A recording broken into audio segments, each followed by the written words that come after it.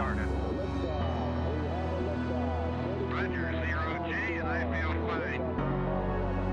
Godspeed, John Glenn. Houston, Tranquility Base here. The Eagle has landed. Roger, Tranquility. We copy you on the ground. New possibilities are opening up for scientific cooperation between countries. 1, 0, 0. Liftoff. Americans return to space as Discovery clears the tower. Discovery, go and throttle up. Discovery, Roger. Go for deploy. Base 2 and to everybody in the shuttle program, the crew is go for launch. Roger. Nice to be in orbit. We have followed in their footsteps to get us where we are today.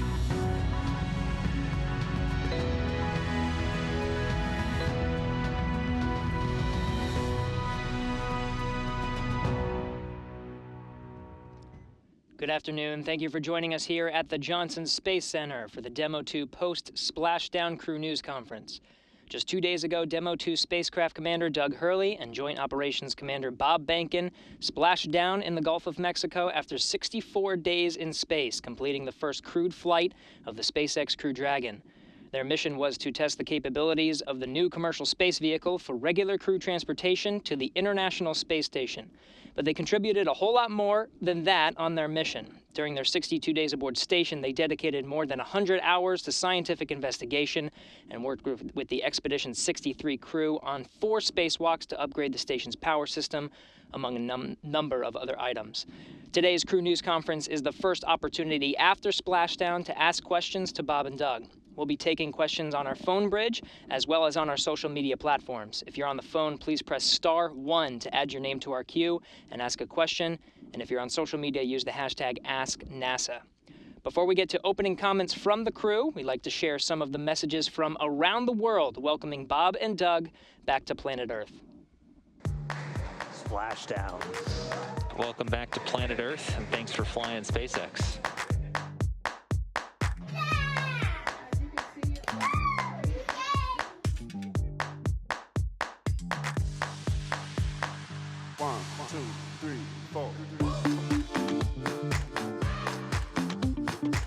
Love from India, #LaunchAmerica.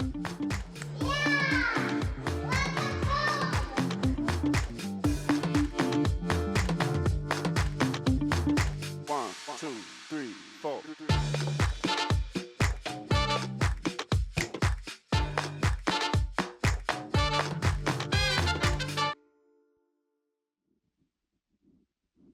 Thanks to all who submitted these messages using the hashtag #LaunchAmerica. We'll now pass it to the Demo-2 crew for some opening comments, starting with Doug Hurley.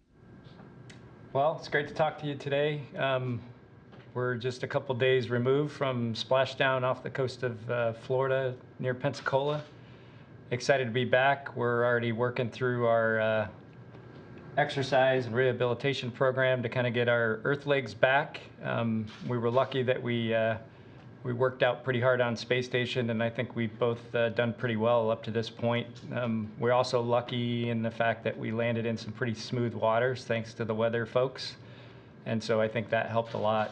Just incredibly excited to be back, incredibly excited to share the mission with all of you in another way, and just so proud of the SpaceX and NASA teams to get Dragon through its first crewed flight flawlessly.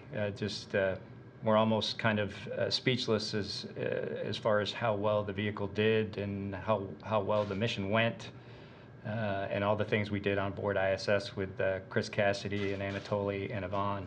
So just glad to be back, and it's great to see how excited everybody was for our mission and followed along, and we hope it brings a little bit of brightness to a pretty tough 2020. Thank you, Doug. We'll now hand it over to Bob Behnken.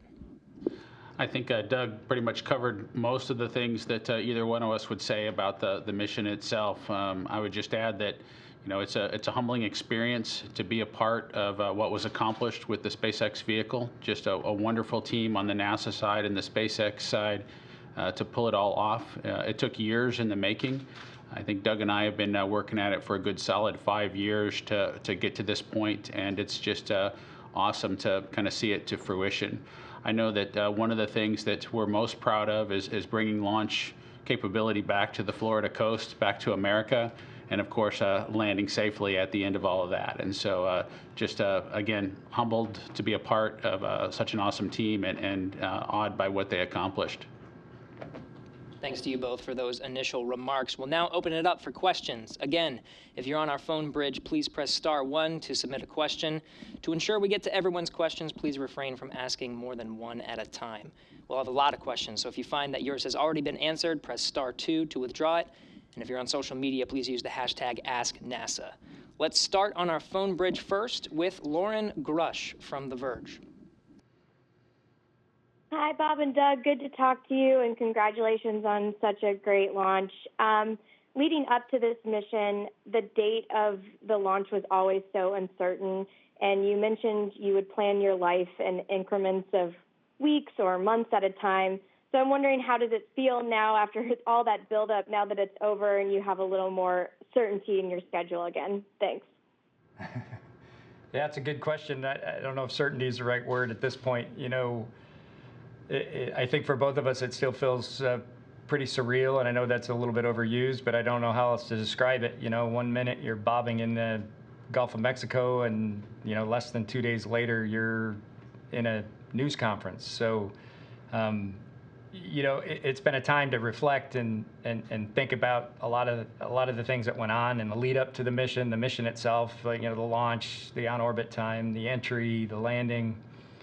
But yeah, at least we know we're done with the mission, which, you know, we didn't even really know launch dates until just a few months before we launched. We didn't know the duration of the mission until a few weeks before we came home. And so I guess it's nice in that respect to be back with our family and our friends here at NASA and working through the post-flight activities that we have. And they're pretty well scheduled for the next few weeks, for sure. In fact, there's a lot of stuff to do over the next few weeks. So we're hoping at some point just to take some time off and share a little more time with our families, since they were the ones that really had to sacrifice as Bob said, over the last 5 years.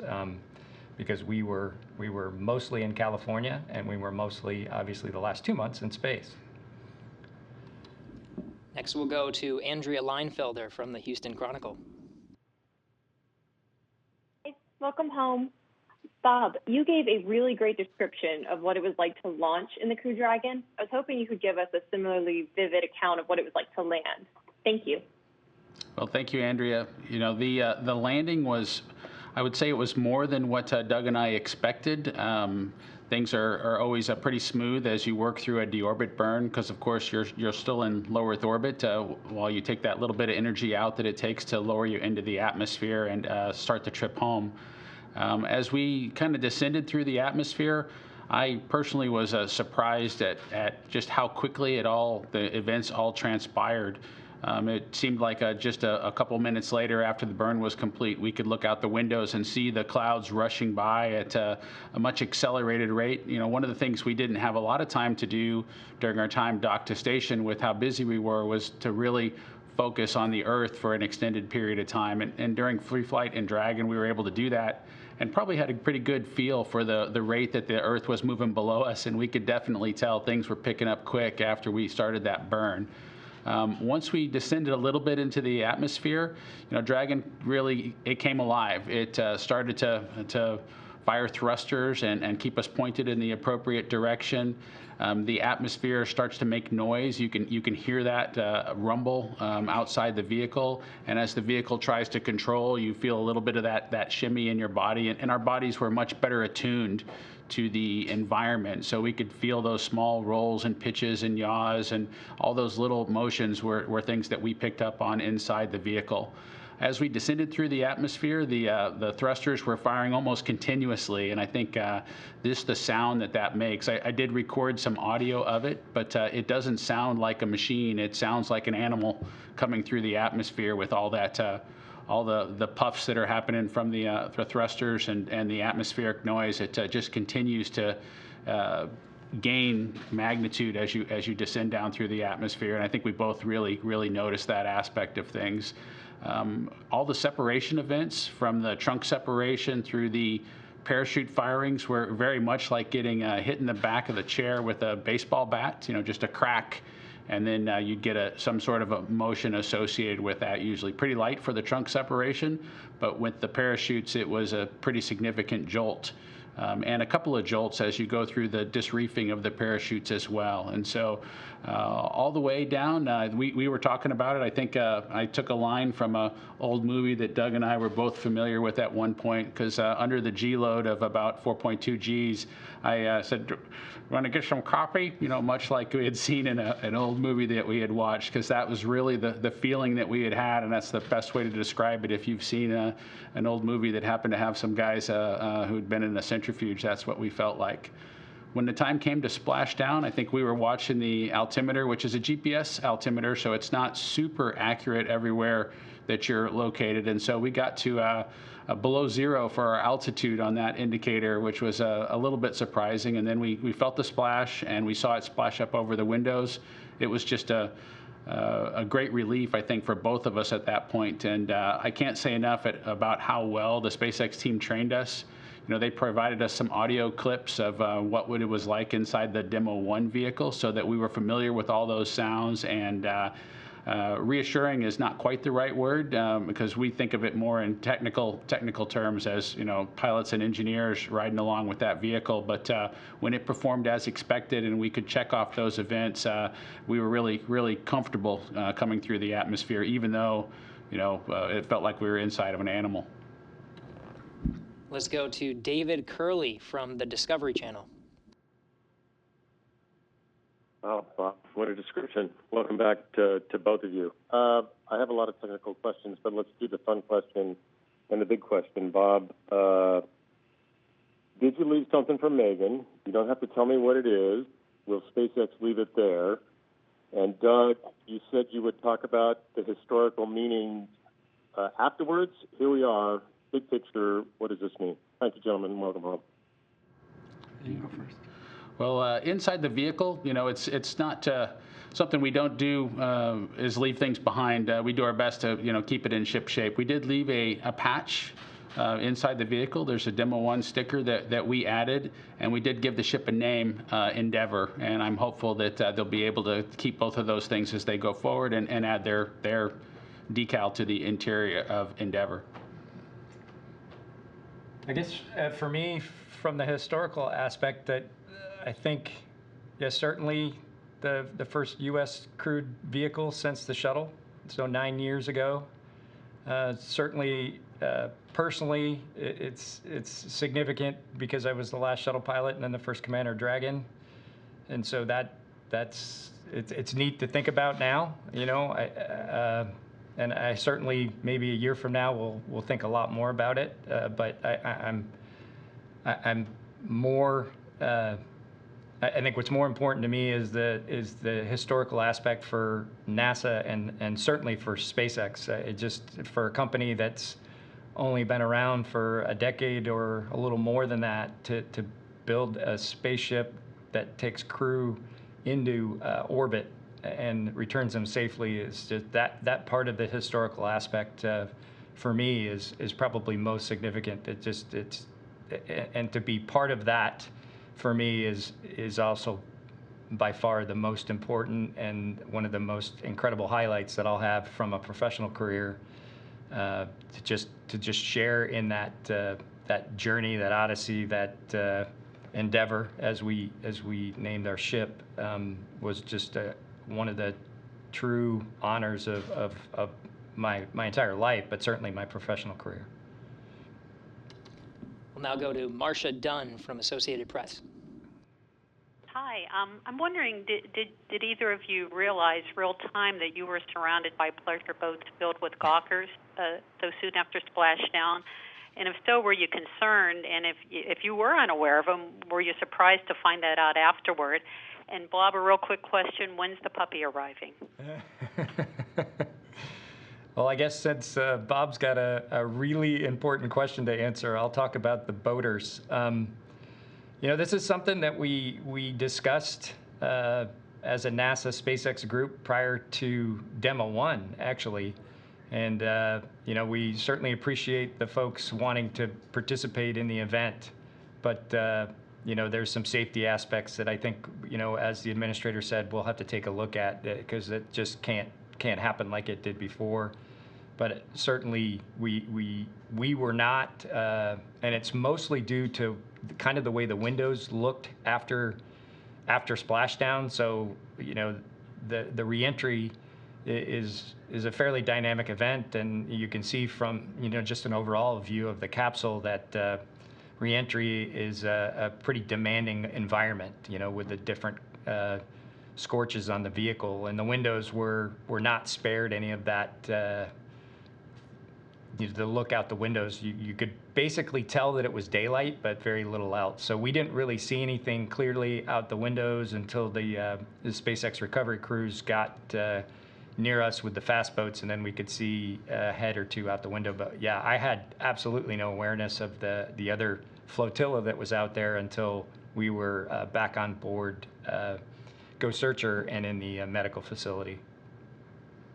Yeah, I just would add a little bit to that, which is, you know, folks need to realize we were delayed with actually opening the hatch for an extended period while the teams really made sure that everything was clear and the vehicle was safe for us to exit and for them to get as many people as required to, you know, perform that extraction for us. And so just a word to the wise for folks who have ideas of coming that close again in the future, that, you know, we take extreme precautions to make sure it is safe, and we do that for a reason, and hopefully they'll appreciate that, you know, that's required really with spacecraft operations.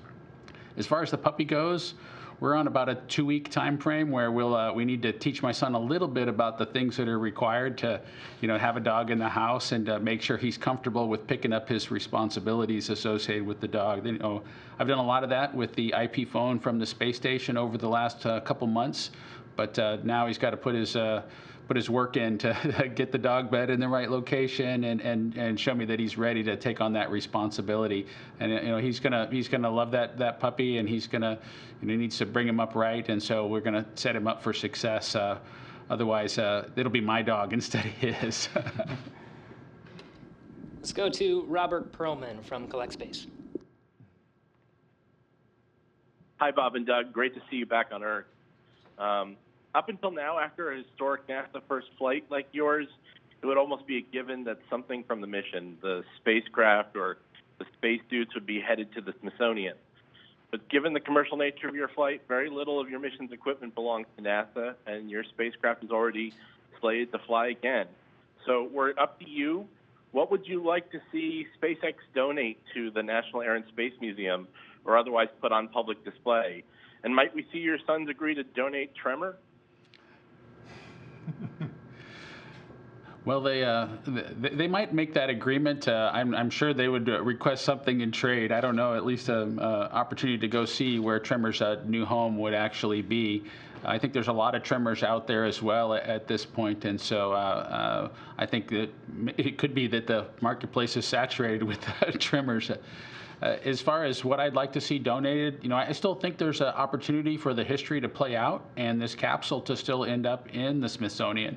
You know, it can be used and reused and then find that permanent home. SpaceX has done a wonderful job. If you've ever visited or seen pictures inside the facility there in Hawthorne, they do have hardware that they've flown or hardware that they've tested and managed to put on public display. Right here, we do have here in Houston at the Space Center Houston, they do have a first stage now that was used, and it's nice to have that in full public view. And I'm sure and confident that they are going to share pieces of the hardware with the public at large. You know, if you go out to Hawthorne, there's a first stage sitting right there on the corner of the property line there, and it's just awesome for people to see that hardware and be able to, you know, recognize it as hardware that was used for space missions, and you know, take a picture next to it and be a part of it. And so I know they'll do it, and if it was up to me, I think all this hardware has a home someplace in the future when it's used up. It's just not used up yet. Thank you. We're now going to switch to social media for just a second. First of all, you have folks from all over the world on Twitter and Facebook saying hello and congratulations. Brazil, England, Canada, Argentina, the Netherlands, all over the U.S., just to name a few. But this seems to be a common theme. This one's from Shanika. Who gets to keep Tremor? Well, I think we're probably gonna go along the lines of I believe it's the NHL, where the team that wins the Stanley Cup, if you're familiar with that, each member of the team gets to have the Stanley Cup for a day or two, and I think we'll probably work out something along those lines where we just have he spends some time at Bob's place, and then he spends some time at our place, and I think that's fair. And then I think at some point, obviously the boys will, they're going to grow up and potentially outgrow Tremor, and we'll figure out a good place for Tremor as well, just like hopefully with Endeavour and our suits and anything else that was associated with this mission. It's just a neat memory for Bob and I as fathers, to share this type of thing with our sons, and we're just thankful that we were allowed to take Tremor with us, and it's frankly just amazing to see the response to Tremor and how much people enjoyed that part of the mission, along with some of the other things. So we really appreciate that, and thank folks for understanding that it was important to us. We'll take one more Ask NASA question, this one from Leanne on Facebook, asking what's the first thing you ate after returning to Earth? I think for both of us, the first thing we ate was the pizza that they had available on the jet that brought us back into Houston. So we had a good pizza. We've done a lot of travel on the aircraft operation folks here at Johnson Space Center's aircraft over the last 20 years, frankly, whether it was T-38s or as we responded to COVID and used the larger airplanes to help us get from place to place from a training perspective. And they always have a good plan for taking care of the crews that are on board, and our landing day was no different than the other days. They had us all hooked up and set up, and the pizza was waiting when we made it on board. Thank you. We'll now return to the phone bridge, starting with Eric Berger from Ars Technica. Hi, guys. I want to congratulate you on your excellent timing. Houston in August is lovely. If I may ask a non-Tremor question, were there any surprises during the mission? It all looked so smooth from the launch to the landing, to us watching on the ground. And was it really that perfect? Like, did the vehicle perform that well, or was there anything that happened, like maybe you went in a capsule on orbit and there was a funny odor, or something that alarmed you during the 2 months you were up there, or was it all just that smooth? Thank you. Yeah, frankly, the DM-2 mission part of it, as well as the docked ISS mission that we participated in, Expedition 63, but certainly the DM-2 mission, I personally expected there to be more, certainly not issues with the vehicle, but some challenges or some things that were maybe not quite what we expected. I mean, even on our shuttle flights, we had things that happened on both of mine, and I know, Bob and I have talked a lot about his missions as well. There were things that happened that were right out of a simulator event, and something that you certainly wouldn't have expected in a real flight. But my credit once again is to the folks at SpaceX, the production folks, the people that put Endeavour together, and then certainly our training folks. The mission went just like the simulators, and I'm honestly, from start to finish, all the way, there was really no surprises. And I think for me personally, I expected the entry to diverge somewhat by what we saw in the simulator. And what I mean by that is, as a capsule gets into the thicker air of the atmosphere, so somewhere around 20K down to maybe 10K, just prior to the drogues with Dragon, I expected there to be some divergence in attitude control, because it's a real tough problem for the ship as it gets into the thicker air to maintain perfect attitude and control. And at some point, and then the design of this vehicle is for the drogues to come out potentially a little bit earlier than they nominally would come out, to kind of right the vehicle. I fully expected that to happen, and it did not. The vehicle was rock solid right up until the nominal drogue deploy altitude, and as Bob described, you could feel it. You knew exactly. You felt the decel. You knew the drogues both worked. And then it was the same with the mains. We felt the different stages of disreef, and right to the impact in the water, it was we kind of had a feeling it would be not as much as a Soyuz landing as it was described to us, but it was going to be a pretty firm splashdown. And then, how we bobbed in the water and how the vehicle sat in the water. So my compliments to SpaceX and the commercial crew program. The vehicle performed exactly how it was supposed to. And you feel really good about Crew 1 and what they should expect and what they should see when they fly their mission. Next is Chris Davenport from the Washington Post. Oh, hey guys, welcome back. Good to see you. Two quick ones. Just looking for maybe, Bob, a description of what it was like inside Dragon when the heat was building, that plasma was building. Were you cool? What the view was like? And then maybe, Doug, if you could talk about how many calls you made on the sat phone and who you called. Thanks. Bye. As we came through the atmosphere, I think we had a pretty good view out the window until the G's started building. At least for me, my focus kind of shifted towards the display content, and the windows are down by our feet, and so being able to look at those requires kind of head motion and pushing your body around, and so just didn't seem like the smartest thing to do, as the vehicle was maneuvering and starting to put G's on, to be turning our heads and trying to move around in the seats. At that point, we were trying to make sure that we were good and strapped in. I do feel like I felt some warming of the capsule on the inside. And so the real notice was that when I did get a chance, once the G's had come down, to look out those windows again, they were obscured, as Doug described earlier. And so we kind of saw the clouds racing by, and then the G load started to build up. And we focused on, monitoring the vehicle and paying attention to those small bobbles that we could feel as it controlled the attitude. And then there was not much to see out the windows by the time we had another chance to do it. So, yeah, and I think I'll just add, I had an entry that was a night entry and then a day entry, and it's tough with shuttle even to see the plasma in the daytime. It's almost just this really thin pinkish hue that you could. In the front seats of the shuttle, you could pick up just it was very difficult to see. So I certainly didn't expect with a full daytime entry like we had with Dragon, and then as Bob described, the position of the windows relative to where we sit until the seats adjust for the basically to get our heads more vertical than our feet. After we're under parachutes, you really have to work pretty hard to just see out the windows. And as far as the sat phone, yeah, that probably was pretty funny to hear that you have astronauts calling whoever we can call. But there was a real reason for it. Nick Hague, when he had his abort on board Soyuz, they also have a phone where they're able to call folks, but some of the numbers either weren't correct or weren't loaded.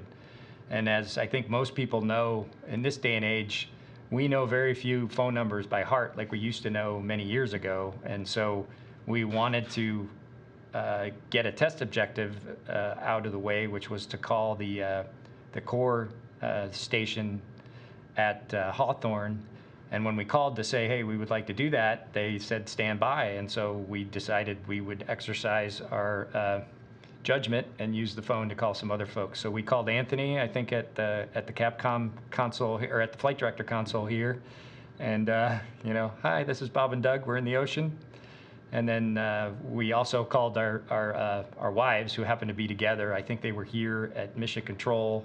And, of course, they were excited. And as all folks know, that have gone through this as a family member, you're kind of helpless until you hear the voice of your loved one on the other end. And this was a great chance to reassure them that we were in the water, we were okay, we were feeling good. And then at that point, we were still waiting on SpaceX, and so we just decided to call a few other people that we knew their phone numbers to. And we got a hold of a few, but if anybody's ever used a sat phone, sometimes they work and sometimes they don't connect. So it was a very successful test, and we're confident that future crews, if they need it, it's a good option for communication. Next is Stephen Clark from Spaceflight Now. Hi guys, congratulations on a successful mission and welcome back to Earth. Thanks for taking my question. Just wanted to, this by all accounts was a very successful test flight. just based on your experiences, can I get one of you to comment on if you think Crew Dragon is ready to go for crew rotation missions to the ISS with your successful return? Thanks.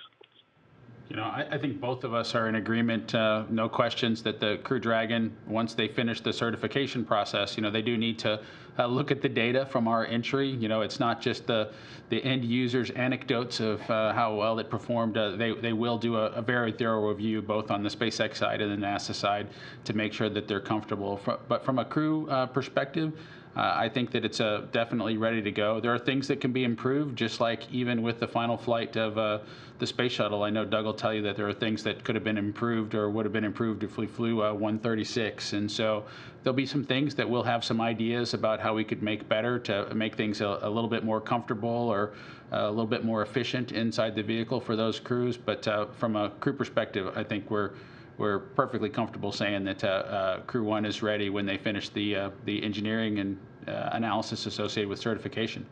One thing I would just like to add about that, you know, Bob and I talked many times over the last couple of years about the duration of the flight, and for a long part of that, until just, you know, essentially the beginning of this year, you know, it was going to be the same length as the DM-1 flight, so just a few days in space. And I personally feel a lot better, even though there were some challenges dealing with the duration of the flight and when all that would come together.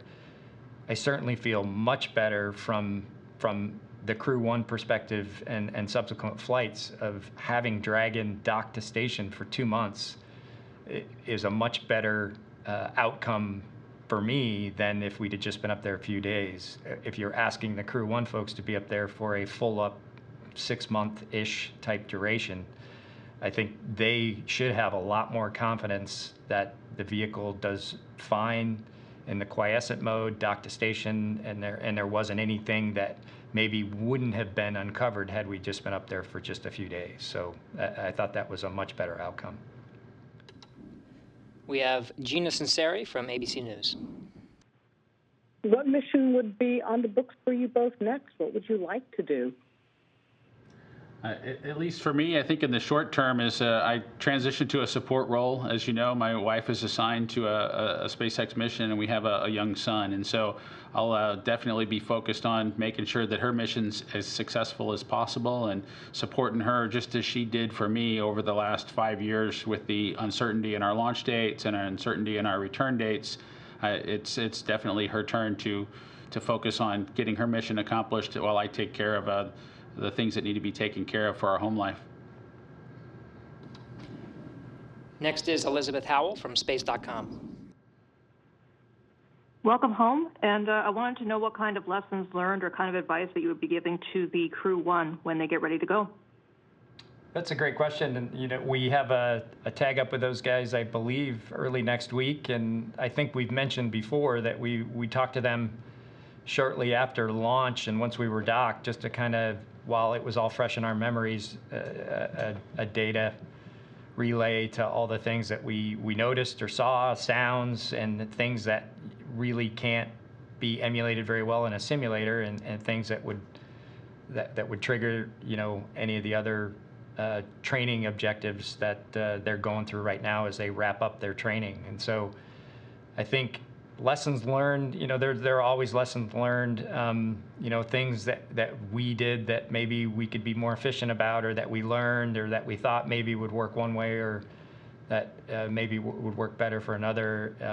But generally speaking, I think it's more just relaying the experience and what we did in those particular situations, and also trying to at least imagine what it would have been like to have 4 people in the vehicle rather than 2. We did some docked operation evaluations with 4 people, and you know, we had Anatoly and Chris act as the other 2 crew members, and their vast experience in flying Soyuz and spaceflight in general, they had some great suggestions, and we at the time passed those things on in the debrief, and we'll definitely talk to the Crew 1 folks about that as well. But yeah, there's a very formal process and then an informal process, and we'll just try to pass on everything that we learned and what we think might work the best with a crew of 4.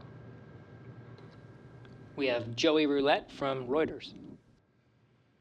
Thanks for doing this. And Bob, I really appreciated that description of descending in Crew Dragon you gave earlier in the call. And I was wondering, do you think there's anything SpaceX can or should do to make Crew Dragon's descent calmer, or is that the way it should be, and is that what you expected? Thanks. I think from a crew perspective, really what's important is that you understand the events that the vehicle's going to go through and know what to expect. And so the thing that I found most valuable, having gone through that experience, was something that actually the launch team put together for us, pulled together some ascent video from both Demo-1 and the abort test that they performed to show what the sounds in Dragon were synced up with the video feed. And so being able to watch that and hear the sounds and see what they corresponded to on the video from the outside tracking cameras that were in place was just invaluable from my perspective, and really understanding what the vehicle was going to be going through and be comfortable as we went through it and monitor it appropriately. And so, both Doug and I had confidence, like we described earlier, that the drogues had come out and that the reefing had happened according to schedule, just based on being able to watch that video and hear the sounds and have it all synced up. We just knew what to expect. This maybe sounds a little bit boring, and I'm going to get probably some flack from talking about movie cliches again, but there's a movie, Groundhog Day, where they're sequencing through and everything is predictable. And for dynamic events like a space flight, for ascent and for entry, it really is invaluable as you try to control your body and come through that environment, whether it's a G-loading or it's the dynamics of a pitch, yaw, and roll, moving you around inside the vehicle. Knowing what to expect really sets you up for success to work your way through it and do anything that you might need to do in those dynamic situations. And I think that video that the SpaceX team put together was just wonderful, and I watched it again on orbit and before we came home, and I know that'll be in our list of things that we recommend to the Crew 1 guys, if they haven't already watched it, that's something that they should kind of commit to memory and consider even having available on orbit. Next is Morgan McFall from Business Insider. Hi, Bob and Doug. Welcome home, and thanks so much for taking my question. I'm wondering what you would most like to see for the partnership between NASA and SpaceX going forward, and what are you most excited about in this new era of human spaceflight? Thank you. Well, it's neat to see SpaceX is in the competition to build the lunar lander with 2 other companies. And we've had, as an agency, we've had a wonderful partnership with SpaceX, from commercial cargo to commercial crew, and they just continue to work towards the goal of getting humanity out into the cosmos. And it's been a great relationship. It's been very beneficial for both SpaceX and for NASA. And this, once again, the success of DM-2 proves that it should be something that we should continue. And I'm excited to see that happen. It was a lot of work to get from where we started 5 years ago to now, but they're a wonderful company to work with, and they have some incredibly talented people, and I think there's plenty to come from the relationship that NASA and SpaceX have. From my perspective, it really is critical that we continue to try to build on that relationship that Doug's referred to. It won't be appropriate if we take the next step, which is to restart with a different NASA team and a different SpaceX team. We really need to leverage those relationships and continue with all the 5 years of experience that we have of figuring out the things that NASA can best share with SpaceX to make them as successful as quickly as possible. And that applies to all the partnerships that NASA sets up, is figuring out the best way to communicate and share information is how we're going to all cooperate to get to our end objective. And so I just am really excited as we go forward that the relationships and the work that's the groundwork that's in place is going to be leveraged to accomplish even more great things in the future. We'll take one from Mark Carreau from Aviation Week. Wondering what the primary question you're getting from your astronaut colleagues is and what you're telling them about the experience. Actually, we haven't had a ton of interaction with anybody, given that, when you get back from space, you have a pretty compromised immune system to some degree. So we're taking every precaution that we can to try to stay away from most folks, although there is a lot of medical testing and rehabilitation that's going on, but there'll be time to do debriefs. And I think, as I mentioned before, certainly with the Crew 1 folks coming up here pretty shortly. But yeah, we haven't seen a lot of them because, we're just in the stage of the pandemic where we're still, I think, even the folks that haven't gone to space are trying to distance and wear masks and those kinds of things. But we definitely know that there are a lot of questions. We've certainly gotten a lot of texts and emails, and hopefully we can describe everything from memory that is pertinent. And as Bob said, SpaceX will certainly have a synced up video with audio for our ascent as well as our entry that will be passed on for multiple crews for them to use. Yeah, I would say we're still in the phase where all of our astronaut colleagues aren't asking us for information. They know now is not the time for that. They're asking us, do we need anything? Are our families well taken care of? Are we in good shape? And so that's their primary focus right now is, taking care of the team, which is the astronaut office. And so all the well wishes that come in are, do you need anything? Don't climb a ladder, I'll change the light at your house, all those sorts of things. And it's just been wonderful how many folks have reached out to try to, make sure that we're well taken care of after the mission that we just went through. And it's like that for every mission when crews come back. We'll now go to social media for a few more questions there using hashtag AskNASA. This one comes from Natalie on Twitter. What is the reconditioning process like to get reacquainted with gravity? Well, we'll spend 2 hours every day with our strength and conditioning specialists, and it's essentially just a walk before you run, literally, type process. We do some stretching, we do some aerobic exercise, we do some lifting, and some agility drills, and you're pretty tired after the 2 hour process, and we've just started it yesterday, so on day 2. And it will continue for roughly 45 days. And most people really adjust in that time, certainly before you get to 45 days, but it's a continuous process to get you right back to where you were pre-flight. We'll take one more from social media, this one from Leo on Twitter. What is the greatest lesson that a young person can learn from this mission, especially in these challenging times? I think the greatest lesson folks can take from our experience is one of perseverance. Doug and I didn't get to this opportunity, and this team didn't get to this success without years of hard effort, challenges along the way. Doing something complicated like developing a new spacecraft and launching it, developing a new rocket, and then putting a spacecraft on top of it and launching it to the International Space Station is it's a tremendous level of effort that's required to accomplish that.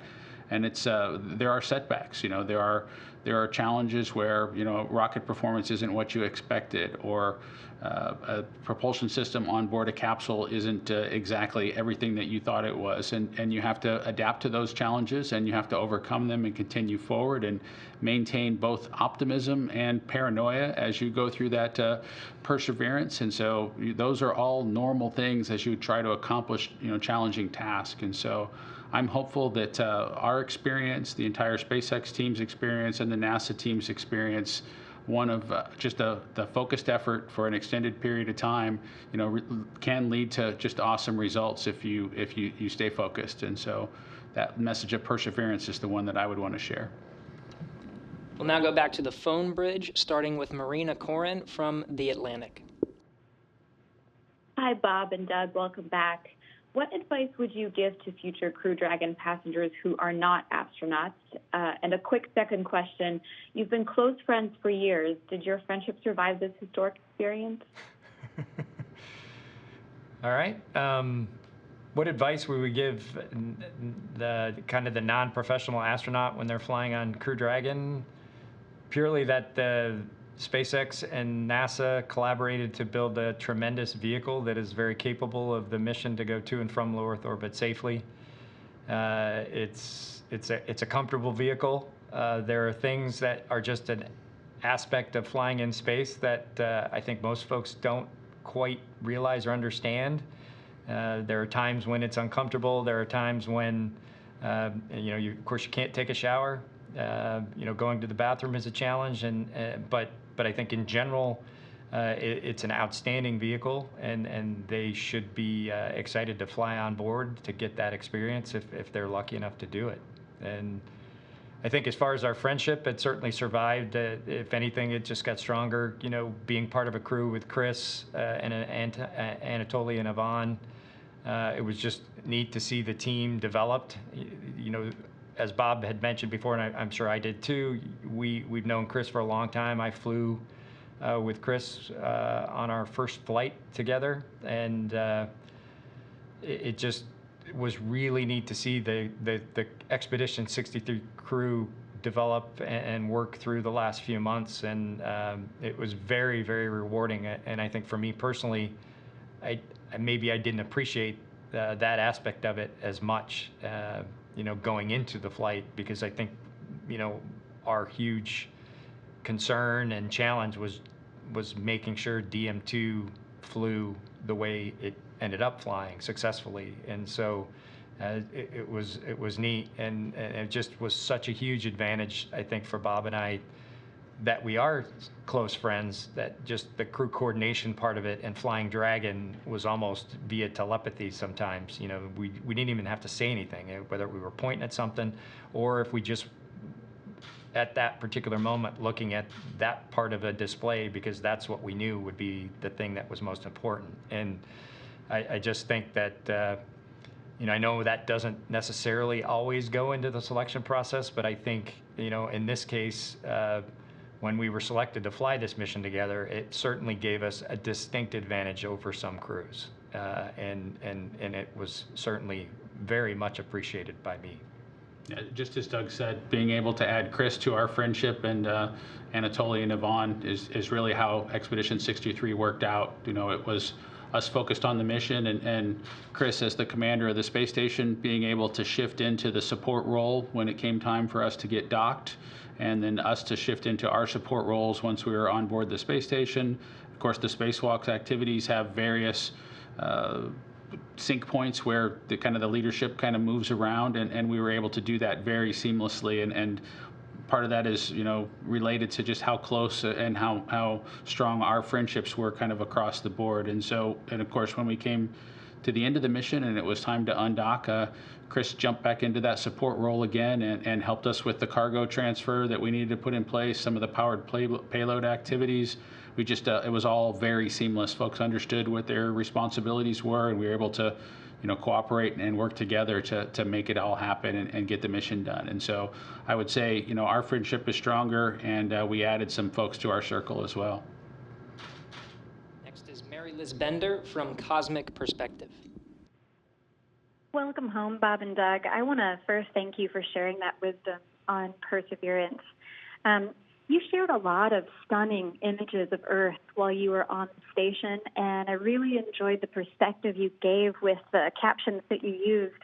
And I just wanted to ask, what compelled you to share so much, and what was your favorite location or feature to photograph? Well, I think we can both answer that one. For me, I just, every time you look out the window of the space station, and certainly we didn't get the opportunity that I thought we were going to get, based on the description of previous crew members. Our time was used up a lot to make up for the fact that we were down to 3 crew members on the space station prior to us getting there, and I think, and rightly so, the International Space Station program needed us to get to work right off the bat. But the time that we did get to do that, the perspective that you have from low Earth orbit of our planet is just one of just complete awe of, first of all, how beautiful the planet is, and that there are no borders that you can see from space, that the atmosphere is so thin, and then literally every time you look out the window, you see something different and even more beautiful than the last thing you saw the last time you looked out the window, and it's always different. And maybe more so this year than in past years that astronauts have taken photographs out the window. The country, the United States, and the world has been dealing with so much chaos and drama and the pandemic and all the things that have been going on in the world. And you know, if it were me, it would make me feel better to see these pictures from space. And so I think we just felt like it was a way to maybe have folks maybe have a distraction for a while, and also to appreciate the planet that we've been given. You know, it's unique in that standpoint, and it's just beautiful to look at. And it's I personally feel it's our obligation to share what we see, because not everybody is going to get to go to space, and to just bring as much of the experience to everybody back on Earth is something I thought was very, very important. You know, I think for both of us, we didn't expect to have a longer duration mission. We expected to have just a few short days, which would have really limited our opportunity to share the station life aspects or the things that you can see from low Earth orbit or from the space station with folks. And when we got the opportunity for a longer mission, I think we both wanted to take advantage of that. You know, I think the Earth below us is a wonderful view, just some amazing things to see. I'm a little bit, I'm a physics trained engineer background sort of a thing, and so I was really interested in the things that were examples of science or engineering or just physics below us or above us that was happening. And so whether it was light shimmering across the ocean surface, or it was sunrises or sunset, and trying to figure out how to get a photo and share that so that somebody else could have the same wonder that we have when we get a chance to see it ourselves was what was really important to me. We had some interesting, you know, conditions during the flight. We had a period of time where we were in continuous daylight. We got to do a spacewalk in continuous daylight, which was just crazy to imagine. You know, being outside the entire time with the sun up the entire time was just a strange thing to kind of get your mind around, and we got to have that experience. And so as a part of that, I think it took away the opportunities for us to get as many shots of the comet Neowise that was rising. It kind of came in that same period, so we had too much light to be able to see it very much. But just all those things that you can see, whether it's lightning or the cities at night, or look out at the Milky Way and see the stars in the background, or just see the glow of the Earth and see that it is not dark even at night compared to the darkness of space, is just imagery that we wanted to share, and maybe spark an interest of the wonder that we were able to see, and whether it's a child or an adult that's out there, so that in this year and years in the future, folks can look at that and be inspired to have the kind of careers that we've had, or chase a different dream than the one that we've chosen. Next is Irene Klotz from Aviation Week. Thank you. I realize you're still digesting all of this, but if the decision were up to you about when to fly friends, family, other non-professional astronauts, do you think that the system is mature enough after just perhaps another 2 flights to have that kind of mission? That's a good question. I think if it were me and it was a family member, certainly, as Bob described, there's a certification process that Endeavour hasn't completed yet, and it'll likely be weeks. And I think from my experience of flying fighters and testing fighters, a first flight, there's a lot of scrutiny on a first flight, and there's a lot of work that goes into a first flight. But you can't let your guard down, and you got to take a look at the data. You've got to listen to the hardware, and it's probably going to take a few flights because we certainly did our best, and I think the teams did their best to script this flight to be a full-up test flight. But there are certainly things on Dragon that could be tested more, and there, just for an example, we docked to the forward part of the space station. There's certainly the likelihood that a Dragon is going to have to dock to a different docking port, either the Zenith, I think it's the Zenith port that is likely to be next for a commercial vehicle. And it may sound somewhat insignificant, but it isn't. And so all the software that needs to go into the vehicle trajectory analysis and the things that they need to do in order to make that possible, and for our flight that was not possible. The software hadn't been written yet to do that docking port. So just things like that. So I think it's going to take a few flights before, and I think that's prudent, a few flights before we can consider this vehicle completely tested. And then, as we all know, the space business, like a lot of those technically challenging businesses, is not forgiving. So the bigger thing to take a look at is to just not let your guard down, and don't just assume because the last flight went perfectly that the next flight's going to go perfectly. You have to do that rigor and that analysis and that attention to detail, and you can't get complacent. And you can never get complacent with a space vehicle. That's all the time we have for questions today. Thanks to all who submitted questions, and thanks to Bob Behnken and Doug Hurley for taking the time to discuss this historic event. The Demo-2 mission is part of NASA's Commercial Crew Program.